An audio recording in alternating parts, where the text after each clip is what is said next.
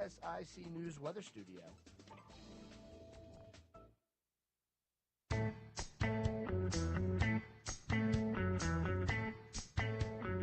Well, good Tuesday morning, and welcome to the Hometown Hour with Megan Suber from the town of Mooresville.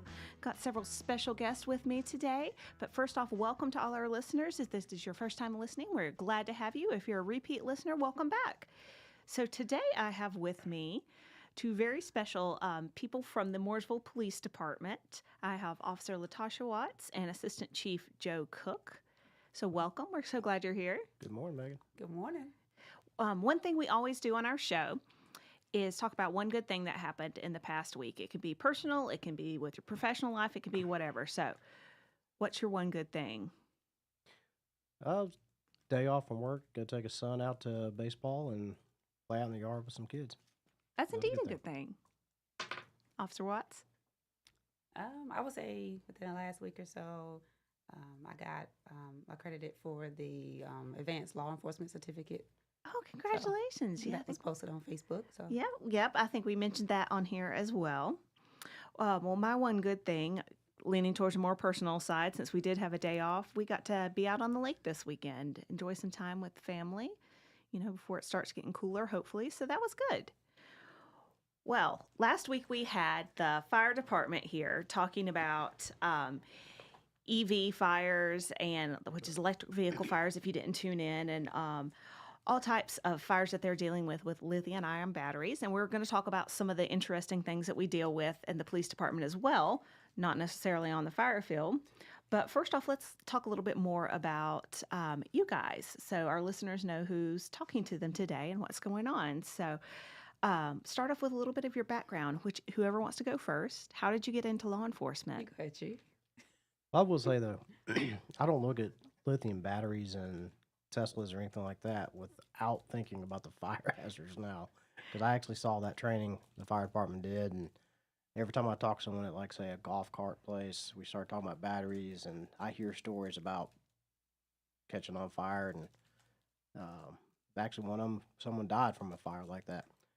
So I have to say that's pretty good training they did put on for us and for our tow trucks. Oh, you're not lying. And even the hoverboards. I know that was a thing a while back about the hoverboards catching on fire, but still it's the same kind of lithium-ion battery situation. My daughter was riding a hoverboard go-kart kind of thing over the weekend, and I had to think, your butt's going to catch on fire.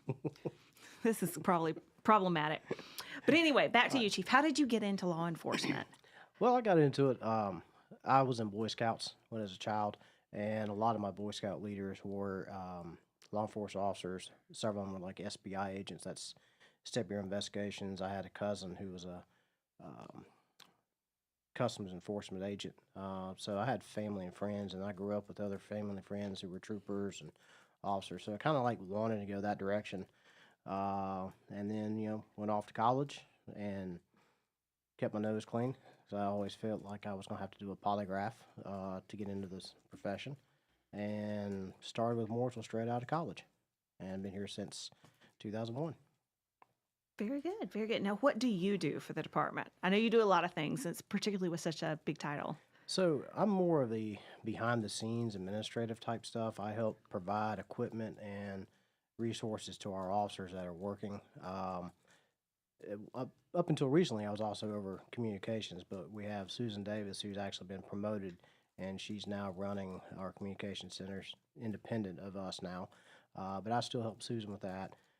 Most of the time, like I said, I'm behind the scenes, equipment, cars, computers, the logistical side of things. The things that make the department run. Yes. And I know you also work with our SRT team, which we're going to get into in a little bit later, but along with making the department run, you get to work with some of the big flashbang stuff. Yes. The fun toys. Yes.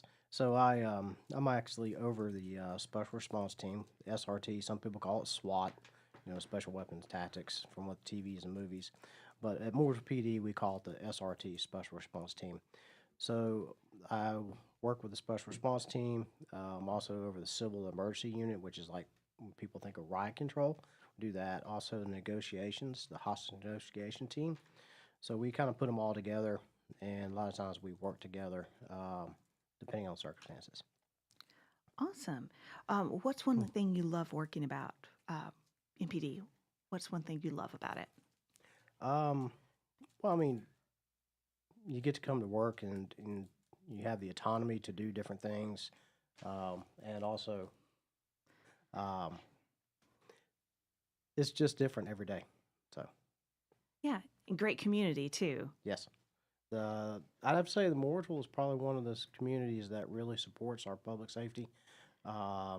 There's many times that I hear our guys come back saying that someone bought their lunch from them. We have a lot of people in the community that wave with all the fingers and actually are generally liking our officers in Mooresville because they realize, we do a good job to keep them safe. Yeah, and I know they do have some people that wave very frantically as they're driving around, which would probably be me. I have to make sure I tell everybody, if you see someone waving like something's wrong, it's not. I'm just excited to see you and want you to know that I see you and have a great day. So, Officer Watts, tell us a little bit about what got you into law enforcement. Well, for me, with law enforcement, I started off most officers start in the criminal justice field. But initially, I wanted to be an attorney. So I worked with a law firm in college, and I decided that this is not what I really wanted to do. I wanted to kind of reach people before they get to a point where they're in court and having to deal with lawyers and attorneys. So I decided to, I was working with another police department with their citizens on patrol and within the county working with mobile crisis unit, and I was working a lot with police and in different calls and responses. And then I kind of decided that I wanted to take my mental health background with law enforcement and combine it together. So that's kind of what I got into it when I became working with Mooresville Police Department. And then I got on also the hostage negotiation team. And then we do a lot of the mental health work with that team. And then also I'm on the civil emergency unit team as well with Mooresville. That's great. It sounds like you're very busy. I try to be. And I remember from talking to you in the past, you also have fostered in the past as well. Mm-hmm.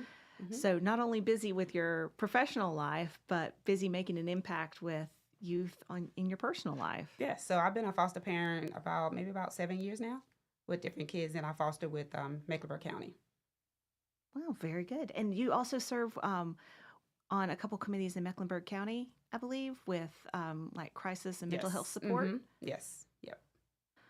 So what do you love about working for MPD? Well, to kind of add on to what Chief Cooke said in regards to just the way the town really supports the police department here in Mooresville, it's different with a lot of other departments. I know being the recruiter from Mooresville, bringing in a lot of different lateral officers, and then the main thing that they talk about is coming to Mooresville, how the town really loves the police and supports the police, and they do get the waves that they don't normally get in bigger cities or bigger inner cities. That's the complete change. And a lot of things also about Mooresville is that with Mooresville Police Department, there's a lot of different departments that you can go into. You don't have to just stay in one area. You can be more diverse in different areas of the department. Well, that's really awesome. We're going to get a little bit more into what you do about the recruiting side of things in our next segment. But we also want to remind everyone, if you've got questions, want to call in, the studio phone number is 844-STUDIO-4. And that's 844-788-3464. If you've got questions about the town, if you've got questions about the PD, we're happy to answer them. And we'll be back in just a few minutes.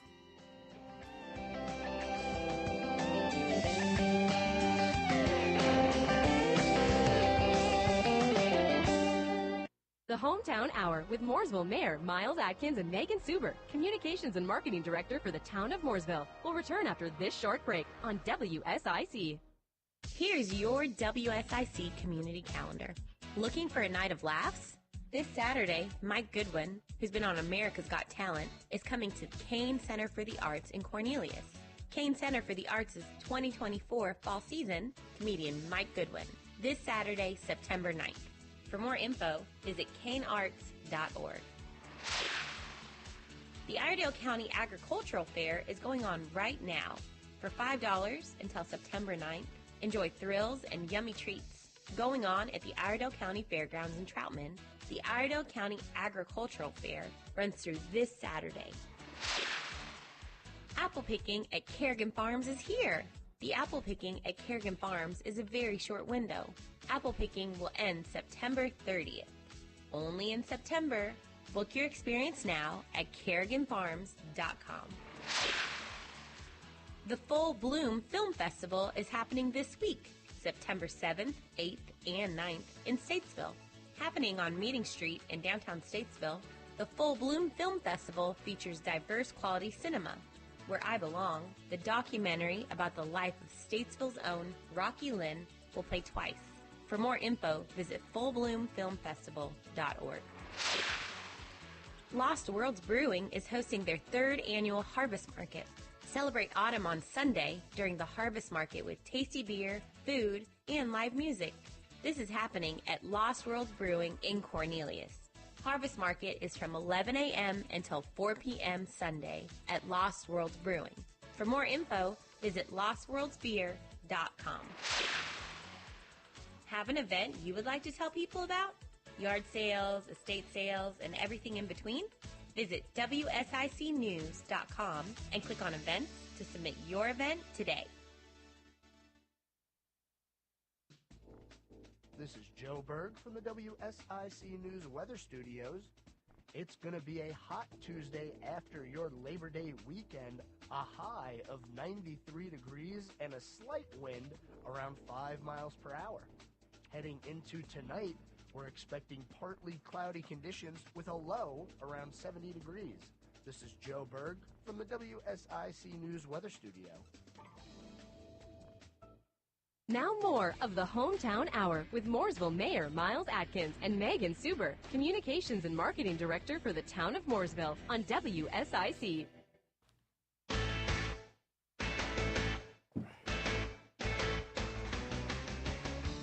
Well, welcome back to the Hometown Hour this Tuesday morning, September 5th. I can't believe it's already September. The year is almost gone. Today I have with me 2 friends from Mooresville Police Department, Officer Latasha Watts and Assistant Chief Joe Cooke.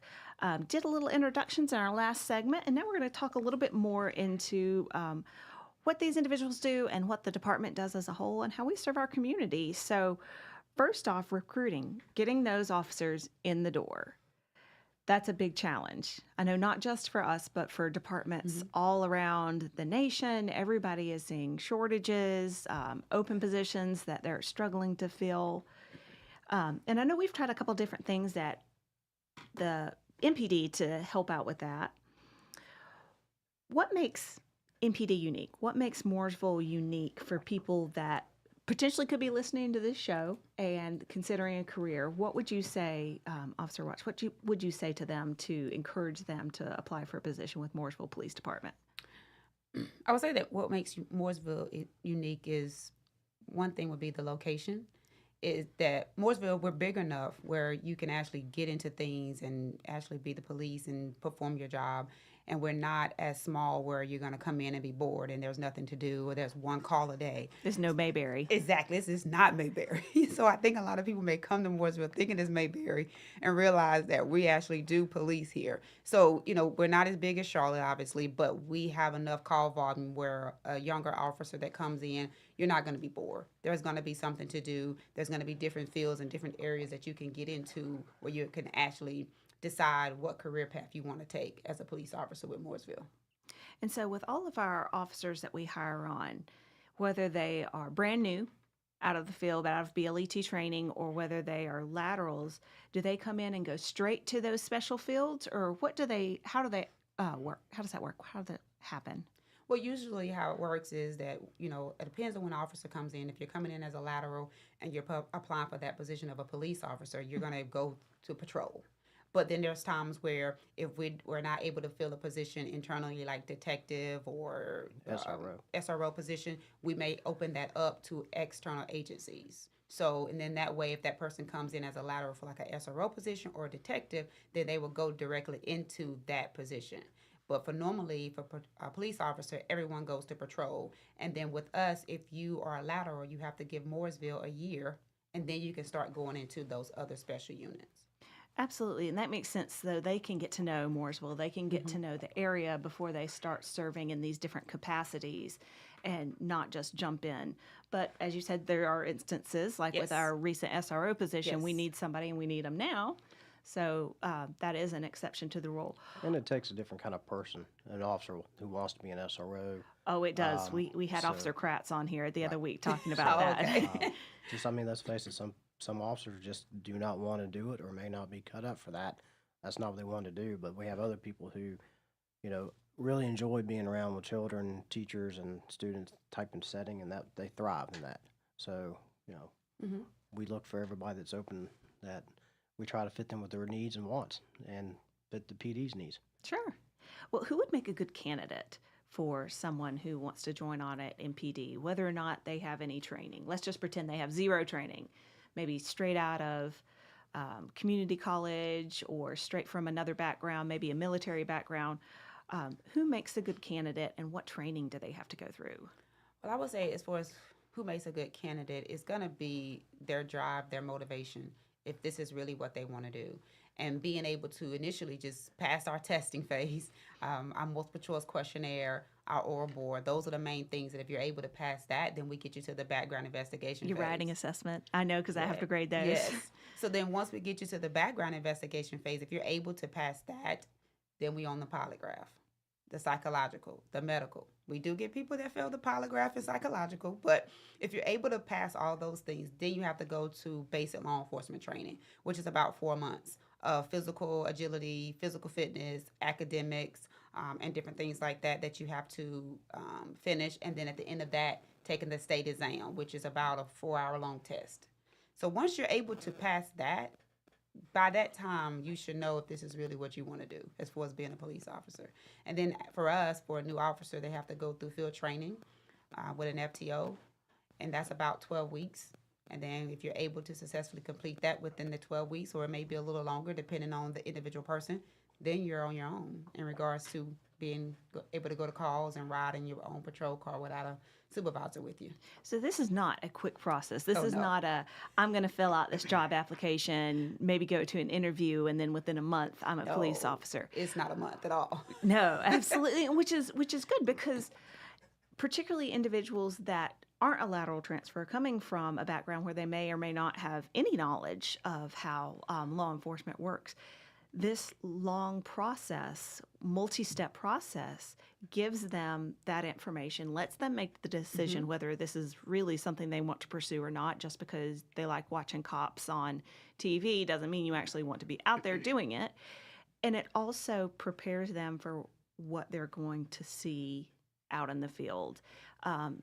And in my mind, that FTO time that they're riding along with someone who's more experienced, that is probably one of the most valuable things too, because you're getting one-on-one experience with a seasoned officer, and you're also getting to know the community through that individual's eyes, which is great if we've got somebody coming in who's not a member of the community, maybe moving in from another state or another town. They're getting that experience. That way they're not getting their state certificate and then here you go, here's your car, here's you all the things that you need, go patrol. Exactly. And then we offer ride-alongs as well for different citizens too. So if a person is interested in our police department, if you're a lateral or even if you have no experience as an officer, you could come in, do a ride-along with one of our officers. They'll let you ride up to 3 to 4 hours each time just to kind of see what we do. You could do a day shift, night shift, weekends, and just kind of get an idea of what the town looks like and what type of work the Mooresville Police Department does.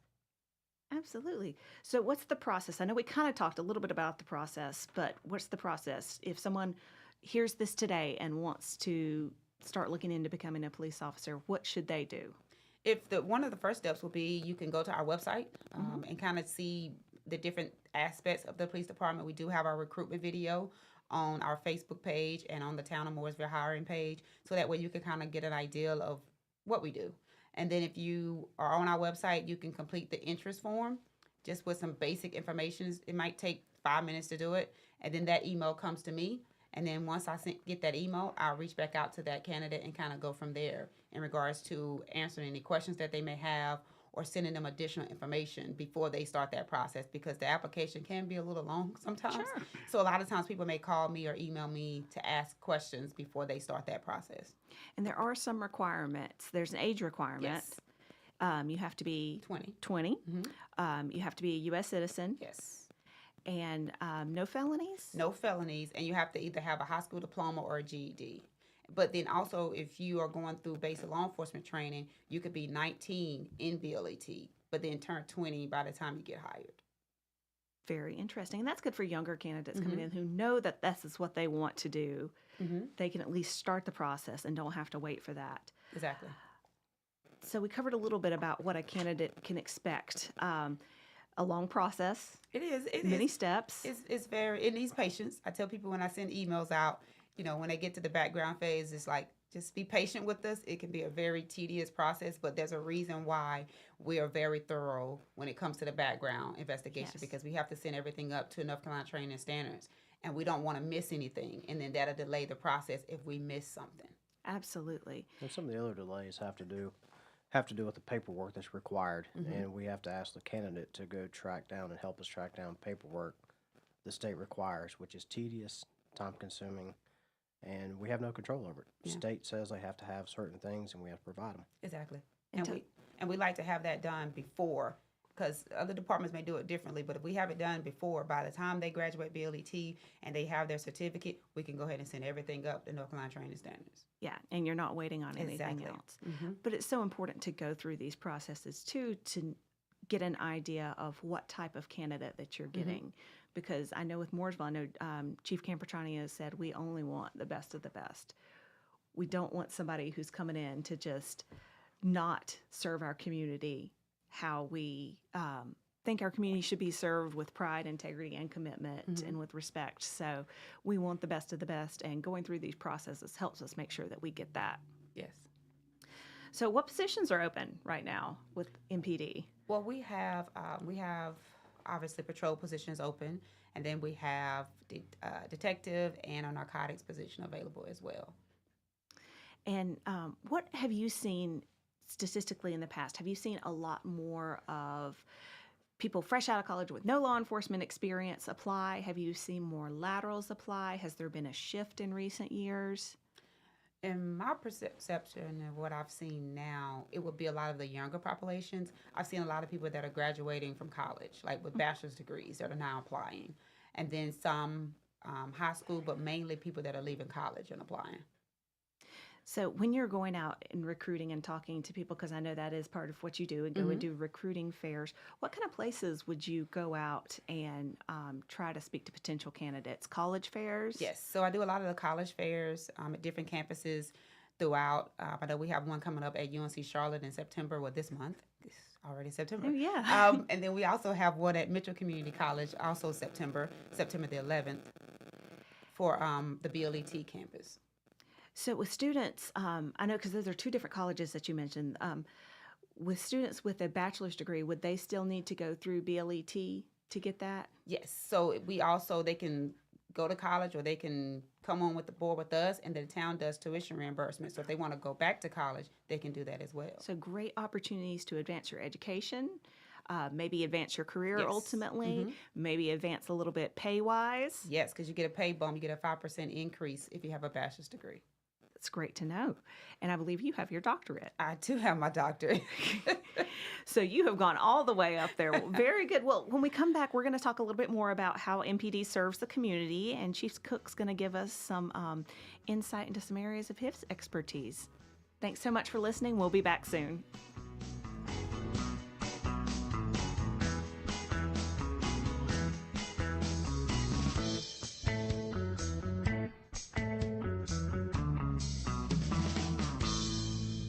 More of the Hometown Hour with Mooresville Mayor Miles Atkins and Megan Suber, Communications and Marketing Director for the Town of Mooresville, coming up on WSIC. In life, we plan for many important things. Weddings, our children's education, retirement. A celebration of life is really no different. Planning and paying for your life celebration in advance will give you and your family valuable peace of mind. We'll help you take care of every detail with professionalism and compassion. We're Lynn Honeycutt Funeral Home. Find us at dignitymemorial.com. This is Joe Berg from the WSIC News Weather Studios. It's going to be a hot Tuesday after your Labor Day weekend, a high of 93 degrees and a slight wind around 5 miles per hour. Heading into tonight, we're expecting partly cloudy conditions with a low around 70 degrees. This is Joe Berg from the WSIC News Weather Studio. I'm Kareem Abdul-Jabbar. I learned about atrial fibrillation the hard way. My symptoms would come and go. Shortness of breath, fatigue. I kept going. Then I got so lightheaded, I couldn't. My doctor said I have AFib, so I'm about 5 times more likely to have a stroke. Other symptoms, irregular heartbeat, heart racing, chest pain can come and go, but the risk of stroke stays. If you have symptoms, tell a doctor. Visit notimetowait.com. Sponsored by Bristol-Myers Squibb and Pfizer. Sometimes I struggle to get to sleep. My body stopped for the day, but my mind is still running. So I take ZzzQuil. ZzzQuil, the world's #1 sleep aid brand, has a range of non-habit-forming products to fit you and your family's needs. Invest in a great night's sleep for the best you tomorrow. I'm awake and ready to take on anything. Better days start with ZzzQuil nights. Explore our products at ZzzQuil.com. Use as directed. Keep out of reach of children. Hey, listen, are you a 50-year-old person looking for term life insurance? Then you need to talk to Bob. Bob specializes in helping people find $1 million or more of term life insurance for a couple of $100 a month. Look, you need to know there's a price war in the term life insurance business, and you may be paying too much. Call Bob, and he'll shop and see how much money he can save you. Look, this could be the last term life insurance policy you ever have. Your rates are guaranteed for the next 20 years. That's right, guaranteed level rates for the next 20 years. And if you're a smoker or your health is not perfect, Bob has great rates for you too. So for $1 million of term life insurance coverage for a couple of $100 a month, call Bob right now. 800-989-1754. 800-989-1754. 800-989-1754. That's 800-989-1754. Paid for by Term Direct.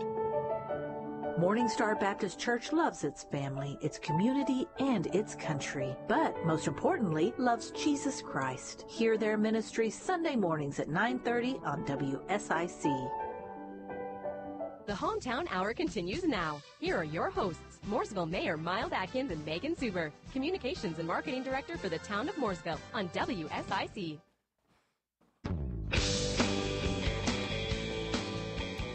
Welcome back to the Hometown Hour on this lovely Tuesday. We've got Mooresville Police Department with us today, Officer Latasha Watson, Assistant Chief Joe Cooke. Been talking a little bit about their background, how they got into PD, and also recruiting with Officer Watts. How do we get those good candidates to come to Mooresville, what the process is, what the lengthy process is, but very important process is. And now once they are employees with the town, Chief Cooke, what are the different areas that they can take part in, the different units, other than just patrol? Or I know we mentioned SROs. Well, obviously, patrol is the largest division within our department. That takes up about 75%. But we also have an investigative division. The investigative division is our criminal investigations. We have general investigators who handle everything from theft, fraud, all the way up to death investigations or other serious crimes, and in between that. We also have narcotics detectives who handle what would be like your vice crimes, narcotics, illegal drugs. We also have one gentleman who handles ABC law, who goes around and helps with compliance with the ABC laws. That's the alcohol laws. Like I said, we have journalists, we have the narcotics detectives that makes up in general investigations. We have crime analysts that help out with the entire agency. We also have school resource officers, as we talked about. Mm-hmm. School resource officers, they are assigned to schools, and they basically police the schools while the school's in session, and also some of the after-school events. From there, we also have a traffic unit. Our traffic unit is primarily focusing on our motor vehicle laws, our traffic crashes, and ways to try to reduce traffic crashes with engineering and enforcement. And just to be clear, regular patrol can pull you over for a traffic issue. It's not just the traffic unit, guys. Most definitely, most definitely. It's just the traffic unit focuses primarily on motor vehicle issues, and they're not going to be, distracted by someone calling the police department for a call for service or report. They're going to focus mainly on just motor vehicle laws, basically undistracted. So. Excellent. And I know anytime we have a major crash, they deploy out there to do investigations, to work with other agencies, whether that's Highway Patrol, whether it's other agencies from other counties. Yes, and they also travel and do governor safety events where they'll go to, say, they'll come down here to Cornelius, they'll go to Mecklenburg County, they'll go to Statesville, they'll go to other counties and cities, and they'll do checkpoints, whether it be seatbelt checkpoints, they'll do booze it, lose it campaigns, speeding campaigns, so they travel to go around and take the campaigns. And we also have the K-9 unit. Yes, everyone loves our K-9 unit. The K-9 units, they are basically, they're patrolmen, with the exception, we have one that's in our investigations, but most of our K-9 officers are a patrolman at heart. They will go and have just a partner with them in their car, and they can use them for anything they're doing while on patrol. Our patrolmen or other investigations or anyone can call and ask for a K-9 assistance, whether it be to look for narcotics, missing persons. They can also be used for like tracking. If someone flees on foot, then we can use dogs to flee. And sometimes we want to like check a building, open door to a building. We can send a dog into the house or to a building and start looking for someone inside that building without having an officer go in there and put themselves at risk. Absolutely. And one unit that is close to your heart is the SRT unit, which you briefly talked about earlier. So what does SRT stand for? Remind us. Special Response Team. That's what a lot of people call the SWAT team or Special Weapons Tactics. We call it SRT. That's just, Mooresville Police Department has always called it that since I've been here. The SRT is a part-time team. All of our teams, whether it be negotiations or civil emergency, which is riot control, they're all part-time teams. We don't have a full-time dedicated team. So we have guys and girls on riot control, SRT, and they do their day-to-day business duties. But when the phone call comes in or we need something to be done, that's when those people come in on their day off or switch gears and they take on those roles. Yeah, I know we've got several detectives in the SRT team, and they're not riding around all day in Bearcats. They're doing what they're supposed to be doing. Correct. And then if we have incidences, then they can jump in and help out. So when would SRT be deployed? What situations? A lot of times it can be for, the joke is the SRT is who the police call when the police need help. So if it's a situation where it's a high risk or a higher than normal risk type situation, whether it's to serve an arrest warrant, serve a search warrant, if we're got someone who's barricaded in a house or a building, that we want them to come out, and we'll use the SRT to encourage the person to come out of the house. And so with these high-risk situations, they would be determined by the fact that maybe the individual that you are serving that warrant on has a prior history of being aggressive, prior history of gun violence, perhaps. This is not just you saying, I think this is a high-risk situation. Right. There's reasoning behind it. There is a reasoning. Like I said, we would not use the SRT to go arrest a nonviolent person. Like I said, we're not going to go in to go use SRT to arrest a parent because they didn't send their child to school and they got a summons. Definitely not. That, you failed to adhere to the compulsory education rules and you got a summons or a warrant on you. That's not a good use of the SRT. It'd be excessive use of force there. Definitely. But for an individual that, like I said, may have prior felonies. Right. I mean, if you, we'll use drugs because drugs are very common.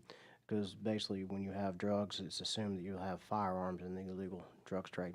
So when you go and you start looking at a drug dealer, that a drug dealer has been convicted, and then in his or her history, if there's been assault on law enforcement, or if they've been involved in shooting people, or whatever the history is, that actually brings it up to the scale to say this is probably a dangerous person that we should act a little differently than just go knock on the front door and stand there and say, please come out and be arrested. So that would be one situation when they're deployed. Any other times? We've had special details that we want to have additional protection for like site security or people. If we want to add extra security for a person like a dignitary or something like that, we'll bring in the SRT to help supplement that detail as far as like manpower, and also give like some overwatch protection for a dignitary or an event. So what are some of the tools and resources that SRT uses? Well, a lot of the stuff has to do with our training, that we will actually train to use these tools more than the normal patrolman.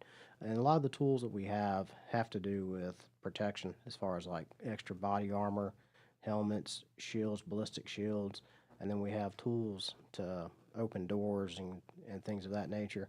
And we have less lethal weapons that we actually have avenues to use, and we train on them. We also do chemical munitions that we actually persuade someone from. If we introduce chemical into a house or an environment, that kind of persuades them to exit to come the out. house or environment. Yeah. So. And I know we had on here the use of force later on down on our show plan, and talking about non-lethal alternatives. What are some of those, since you brought it up as SRT? I know they're not strictly in only SRT's wheelhouse. There are some non-lethal alternatives that regular officers, patrol officers can use. And that's one thing we've recently done at Mooresville is we've taken some of these tools, these less lethal tools, and we've taken them and given them out to more patrolmen. So they're not locked up in the building, and when someone needs it, they have to say, oh, someone run back to the office or run back to the PD and go get those things. So we put some of them out on our patrol hands. And those could be, like I said, the ballistic shields. We have breaching tools.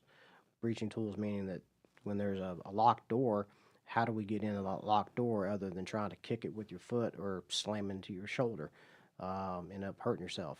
And it's really not effective. So we have breaching tools that we've actually taken from the fire department's wheelhouse, as far as like Halligan tools, and we also have rams, and there's some other tools we have to open doors.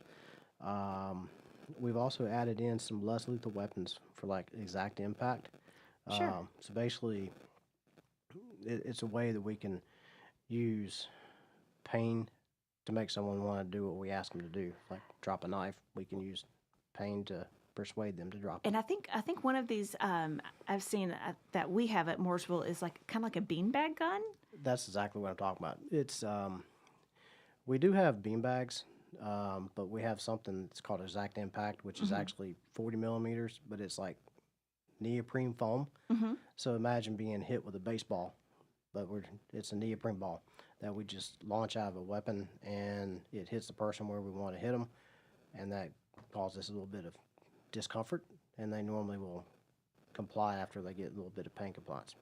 So different ways of dealing with people, of getting individuals to comply with and make a situation safer that doesn't automatically go to I'm drawing my service weapon, or even I'm drawing my taser. There are other ways that we're looking into utilizing this. And these tools also give us distance, more distance than the taser, because taser you have to be within close proximity to a person. Sure. Well, lots more to talk about with technology that Mooresville Police Department is using, so we'll get more into that in our next segment. And stay tuned to hear more from Mooresville Police Department.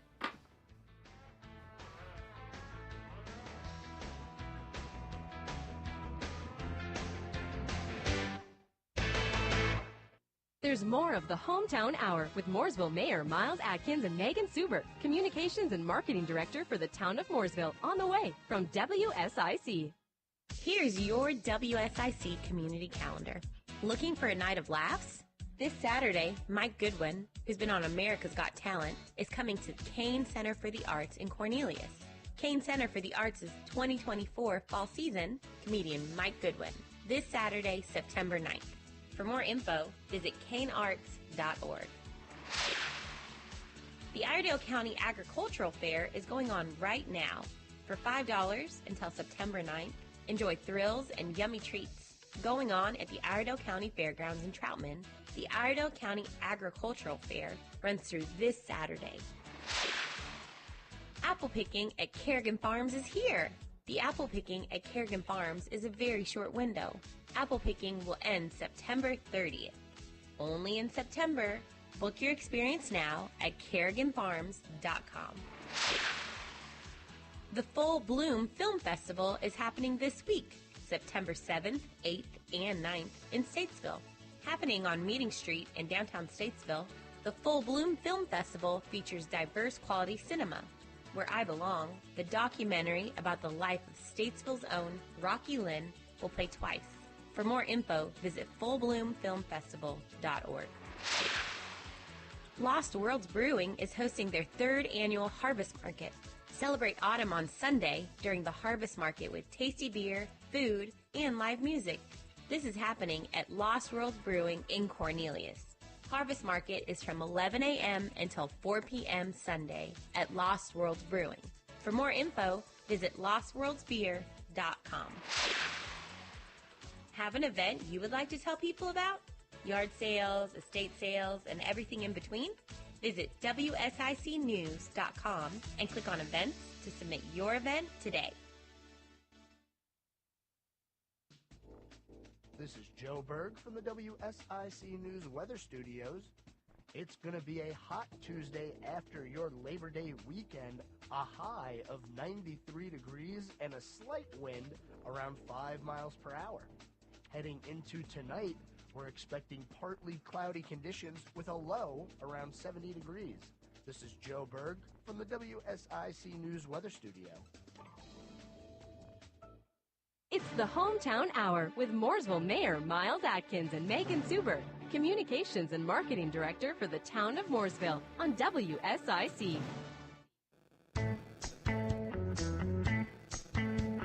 Welcome back to the Hometown Hour. If you're just joining us, welcome and happy Tuesday. We have two friends from Mooresville Police Department with us here today, Officer Latasha Watts and Assistant Chief Joe Cooke. We've been talking a little bit about working for the department, how the department serves the community, how individuals can join the department, whether or not you have law enforcement experience or perhaps a lateral transfer, and all the technology that the department utilizes to serve its residents and visitors and the different teams that utilize that technology. So when we went to break, Chief Cooke, we were talking about less lethal alternatives, the beanbag guns instead of service weapons, and all different types of things that we can, our officers can encourage compliance with commands and help mitigate situations and bring about more peaceful resolutions. But that's not the only technology that we use, correct? No, ma'am. We've got quite a bit of technology in the department, in the town, and I know one of those is something that can be a hot topic, but most of the time I feel like it's a hot topic for people because they don't understand. So that would be our flock cameras, our automated license plate reader cameras throughout town. So tell me a little bit more about what those do. So the flock cameras, like I said, we'd like to just use them as license plate readers, LPRs. We're not really big brothering people that everyone thinks that we are. If you think about it, you have a license plate on the back of your car, registration tag, and it's designed to be seen and read. And our cameras, all they're doing, or the flock cameras, they're just taking a picture of that tag, and they're doing the exact same thing that I could do if I'm behind you, is I'm going to read your tag, and I'm going to run it through the database, the DMV database, and I'm checking to see if the tag is valid, if the car is stolen, or if the driver has a warrant for their arrest. That's something that I can do if I'm in my car behind you. This camera does the exact same thing. As you drive by, takes a picture, runs it through the database, and then we get alerts or emails saying, hey, this car is stolen, or this person that's registered to this car has a warrant for their arrest. So we know to go look for that car. We're not keeping up with who's going where. So all those pictures of my car that you've taken while I've driven through Mooresville, those just automatically get deleted. They roll off. We do not retain them. It's a 30-day retention. We use a company called Flock, and we are not keeping that data past 30 days. It just rolls off the database, And like I said, we could check and see if we have a breaking and entering. Say a building gets broken into, we can run the flock data and say, okay, which cars went by this area at a certain time of night, but we got a very small window to find out when that happened and who it was. So it can give us an investigative lead in that sense, but we don't keep the data. And I know you mentioned that these readers are really looking for stolen vehicles, individuals with warrants that may be associated with these vehicles. What about missing persons or anything 100%. like that? 100%. We've actually been successful. We will put someone, basically, if a person is reported missing, we will put them in a database, the DCI, and also NCIC, which is a federal database. So when a missing person is entered, if their name or vehicles ran anywhere in the nation, then the law enforcement agency gets a notification saying, hey, we just found Joe Cooke, he's missing. And then we can call whoever, entered them missing. Well, the same thing happens with the car. The person's entered missing, we enter the car associated with the person, and that missing person drives by one of our LPR cameras. They run it through the database, we get an alert, and then we can go try to find them. And we've been successful. We found some people. We've actually probably prevented a suicide where someone was missing, suicidal. We found them, and we didn't arrest them, but we ended up taking to get medical care, and that was a life saved. Same thing with silver alerts. When you have people who have altered mental state, whether it be dementia, Alzheimer's, and they start driving a car, who knows where they go? We have them entered in the database. Next thing you know, they run by a license plate reader. We now know to go look for them and find them. So, and I know that you've mentioned previously when we were talking about high-risk situations with the SRT. Are there high-risk situations associated with any hits you may get from these automatic license plate readers? Do you get the information when you get a hit per se that maybe this individual was involved in a multiple felony? We can put someone in, like, say, a watch list. So if, like, for example, we have a suspect that we know that committed a crime, like, say, an armed robbery or whatever, a bank robbery, we were like, okay, this is a bank robber suspect that's been using this vehicle to commit robberies. We can put him in the database to have like an alert.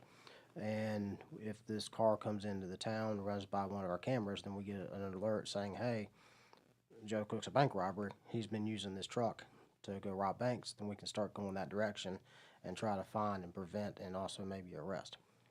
So who's inputting the data? Is it just us? Is it other agencies?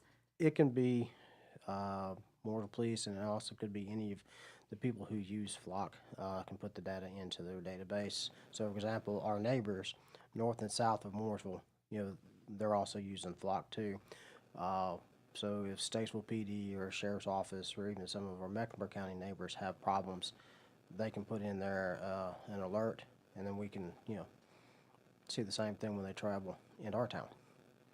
And I know Chief Camperchani likes to say, in association with Flock, we get a lot of hits with people who are coming into our town, maybe not from our town, but coming into that town to get into some nefarious activities. And it's kind of like an away game for them, just coming either up or down the interstate or maybe one of the side roads, try to hit the town. However, they may not realize that we have these systems in place, and if they've been involved in activity before, or perhaps they bought a hot tag off of somebody on the cheap and stuck it on their car, there's a potential that that tag's going to alert, and we're going to go check out and see what's going on, and it may put a damper on their activities they were hoping to achieve. Yeah, like I said, we initially put out like 50 cameras, actually over 50 cameras, and we set it up as a perimeter, like a fence around our town to capture people coming into the city. We're working on deploying additional Flock cameras, so we're going to put more inside the city to help with that. We're also getting ready to deploy some license plate readers that are going to be in our cars. So we'll have marked police cars that'll be driving around doing the exact same thing, reading tags with automatic license plate reader too. They're tied together with Axon and Flock working together. Drones are another really hot topic, and I know we utilize drones in certain situations like if we are looking for someone, whether it's a runaway, whether it's a silver alert, whether it's somebody who's jumped and run. How does the police department utilize drones, and do we partner with anybody to make that happen? So we do partner. We actually partner with our IT department and our fire department. IT was able to actually take care of the purchasing, and we partner with our fire department that, we have a lot of firemen who are extra manpower for us when we need some help. And we have officers in our own building who are working with drones. So we use our drones a lot. Whether it be we have a canine track, someone is out walking around, whether we're searching for a bad guy or a missing person, if we have canines actively on the ground tracking someone, we'd like to have a drone overhead so we can have a eye in the sky helping with the track too. We use drones for special response team. We use them for missing and wanted persons. We also use them for intelligence, just like go out and take a look and see what, the terrain looks like. The fire department uses it for missing persons. They've used it for drownings. They also look at special events as well. Special events.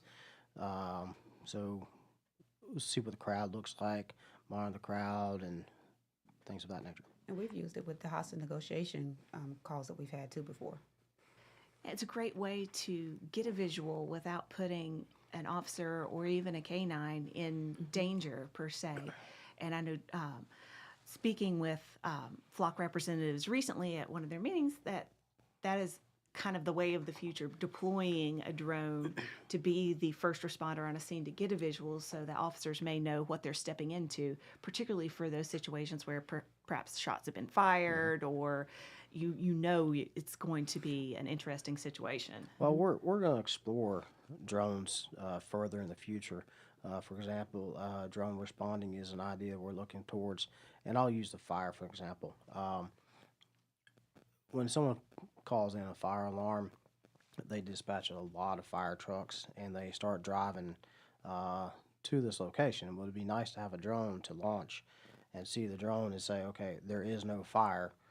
It's just a faulty alarm. It's just a faulty alarm, so they can maybe not send as many equipment and people driving with red lights on. Maybe they can slow it down and then get there and then evaluate it with their eyes. Same thing with us. Let's just use traffic for example. Mooresville with traffic. Say we get it's a not phone, a problem at not all. a problem. Say we get a phone call that the traffic lights are not working at I-77 at exit 36. Well, we could send a drone out there faster than we can drive through our traffic, because it may take us 20 minutes to get out there to the traffic light. It's congested. Send a drone out there and yep, red lights are working, green lights are working. It's just it's just a congested traffic. So that's one way we might be able to do things faster and easier. So just to be clear, for everyone who may have missed it, the license plate reader cameras not spying on you, helping to catch criminals, find missing persons. The drones also not spying on you, used as a tool to help with our first response units in both fire and police. Yes, ma'am. Awesome. Well, thank you so much both for joining me today. Look forward to maybe having you on again in the future, and appreciate your service to the town of Mooresville and all its residents. Thank you. Thank you for having us. Tune in next week for more from the Hometown Hour, and we'll be talking about our upcoming event, our Bands, Brews, and Barbecue Festival, and hopefully have some special guests with that. Have a great week, everyone.